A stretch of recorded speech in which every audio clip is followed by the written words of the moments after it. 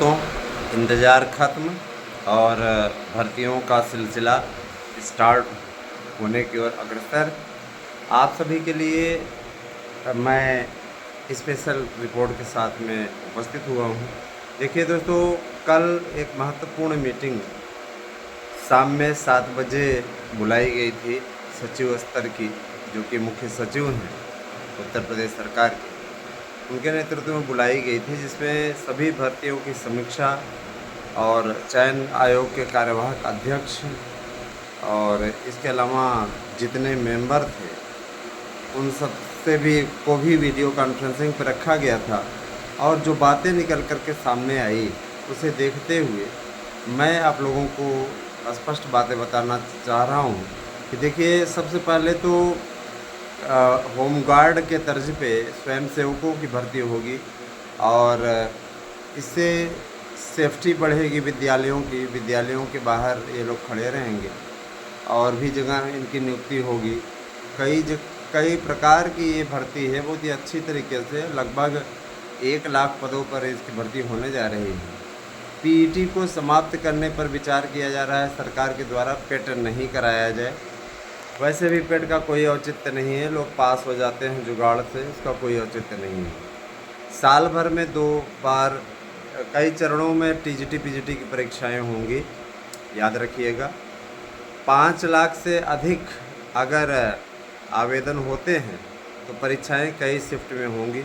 प्रश्न पत्र 2 अलग अलग प्रिंटिंग प्रेसों में छपेंगे, सरकारी प्रिंटिंग प्रेसों में, जिसके जिम्मेदार वो लोग स्वयं होंगे। अगर पेपर आउट होता है किसी प्रकार से तो वही जिम्मेदार होंगे। जाहिर सी बात है कि बताया तक नहीं जाएगा कि कौन सा पेपर बटना है और 4 घंटे पहले क्लियर होगा कि पेपर कौन सा पेपर बटेगा, है ना। तो इसका मतलब ये है, सरकार विचार कर रही है कि 4 से 5 सेट कम से कम छपवा लिए जाएँ और कौन सा पेपर बटना है ना।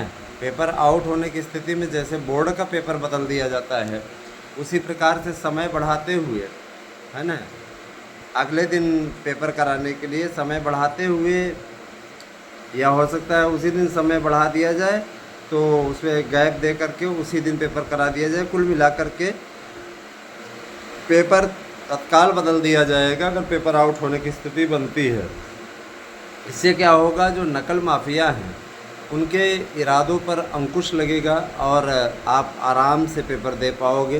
कंपटीशन का ज़माना है, कितना मेहनत करके व्यक्ति पहुंचता है और फिर उसके बाद में नौटंकी, है ना, खुद आप देख ही रहे हैं सारी चीज़ें।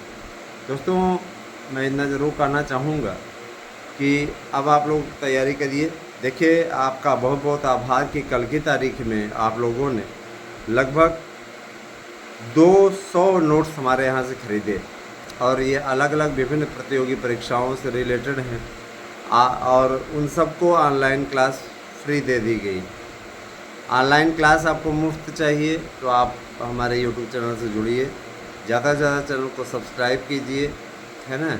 सब्सक्रिप्शन करने के लिए मैं आप लोगों को चैनलों के नाम बता देता हूँ: ASM न्यूज़, आराध्या न्यूज़ और इसके अलावा शुभी शॉर्ट्स और इसके अलावा एक यूट्यूब चैनल कॉमेडी की पाठशाला। इन 4 यूट्यूब चैनलों को आपको सब्सक्राइब करना है और चारों को सब्सक्राइब करके आपको हमारे पास में उसका स्क्रीनशॉट भेज देना है।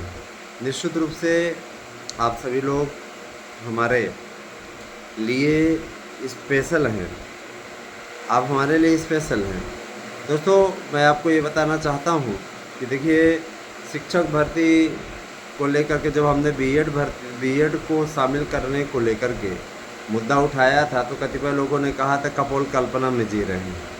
आज बहुत से यूट्यूब चैनल वाले वही बात कह रहे हैं, बार बार आपको नोटिफिकेशन भी दिखा रहे हैं, है ना। तो आप नोटिफिकेशन भी देख लीजिए NCTE का कि 1 वर्षीय बीएड सम्मिलित हो गया है और 2 वर्षीय बीएड को भी शामिल कराया जाएगा, उसके लिए भी हम लोग बातचीत कर रहे हैं।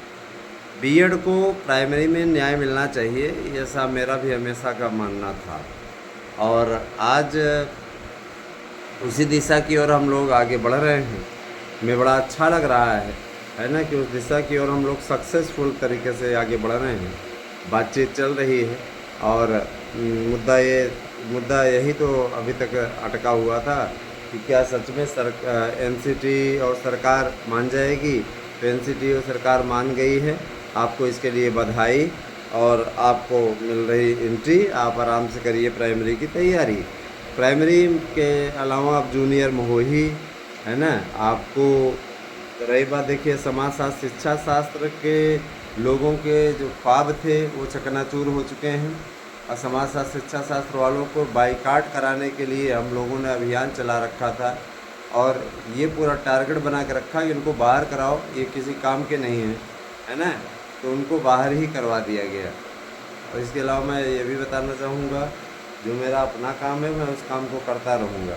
हमको अनर्गल और झूठे लोग नहीं चाहिए, ठीक है। एलटी के विज्ञापन को निकलवाने के लिए भी बातचीत हुई, तो उनका ये कहना है कि वेबसाइट पे काम चल रहा है, इसमें वेबसाइट बन रही है, और हर हाल में आप लोगों का विज्ञापन इस महीने के अंत तक जारी कर दिया जाएगा। तो भैया अब इस महीने का अंत ही आ रहा है, तो इसके लिए कोई परेशानी होने की ज़रूरत नहीं, परेशान होने की ज़रूरत नहीं। बस ये है कि आप लोग अपना कर्तव्य निभाएं, पढ़ते रहें, लगे रहें, है ना। निश्चित रूप से सबको सफलता मिलेगी। बस ये है कि आप अपना धैर्य न छोड़ें, हिम्मत न छोड़ें। और है ना दोस्तों, देखिए मैं एक चीज़ और बोलूँगा कि टीजीटी प्रवक्ता के जितने भी अभ्यर्थी हैं वे निराशा का त्याग करके आशा का संचार करते हुए तगड़ी मेहनत करें, है ना।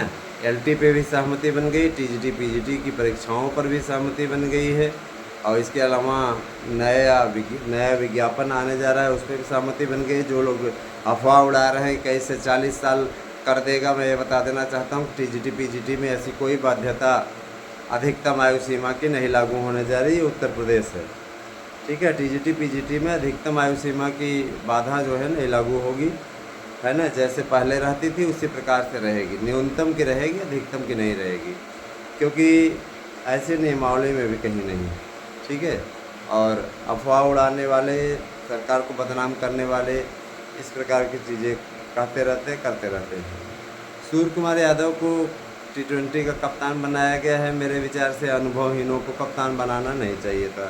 विश्व कप की हार के लिए मैं तो मानता हूं कि विश्व कप में जो वनडे विश्व कप में हार हुई उसमें सूर्य कुमार यादव का बहुत योगदान था। फिर भी ऐसे लोगों को कैसे सम्मान से नवाजा गया, हम तो खुद ही आश्चर्यचकित हैं। यहाँ विश्व कप का ही आप मैच ले लीजिए, T20 वाला जो विश्व कप अभी भी हुआ था, आप सही से बताइएगा, एक कैच को छोड़ करके बाकी खेलने में कितना बड़ा योगदान था। 3 रन पे इस पर भी आउट हुए, है ना। अनुभववानों को दीजिए, उनको दीजिए जो कि आपके लिए वास्तव में लड़ाई लड़ सकते हैं। ऐसे लोगों को, गैर जिम्मेदार लोगों को कप्तानी दे देते हैं। देखिए क्या प्रदर्शन होता है। हालांकि युवा लड़ाकों की टीम है, बेस्ट ऑफ लक। देश का हूँ तो देश के लिए कभी भी बुरा वाक्य नहीं निकल सकता, है ना। देश है हमारा, हम चाहेंगे कि हमारा देश विजयी हो और टीम इंडिया के लिए अच्छा करके ले आए, है ना। कप्तान कोई भी हो, व्यक्ति विशेष से विरोध हो सकता है। नहीं, सूर्य कुमार यादव से कोई मेरा विरोध नहीं है ना। ऐसा नहीं कि लाइक नहीं है, ये नहीं है, वो नहीं है, लेकिन मैं ये कह रहा हूँ कि अनुभव को वरीयता देनी चाहिए थी। और उसमें हमें कप्तान हार्दिक पांड्या को ही रहने देना चाहिए था। हार्दिक पांड्या ने बेहतरीन कप्तानी गुजरात की ओर से भी की थी IPL में, आप लोग स्वयं देख लीजिए। लेकिन गौतम गंभीर को क्या कहा जाए। गौतम गंभीर ने अपने कलकत्ता नाइट राइडर्स के टीम के अहम खिलाड़ी को जिम्मेदारी सौंप दी। गंभीर कितनी मंशा रही होगी गंभीर का, हो सकता है गंभीर भी एक अनुभवी बल्लेबाज रहे और टीम इंडिया के ओपनर रहे।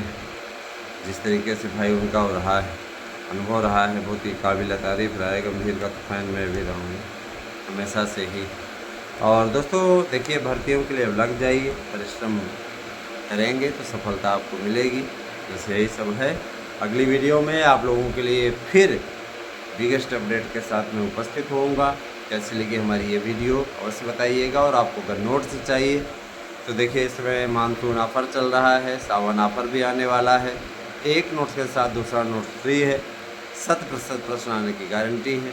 निश्चित रूप से आप सभी लोगों का अनुराग इसी प्रकार से मिलता रहे, यही मैं अपेक्षा करता हूँ।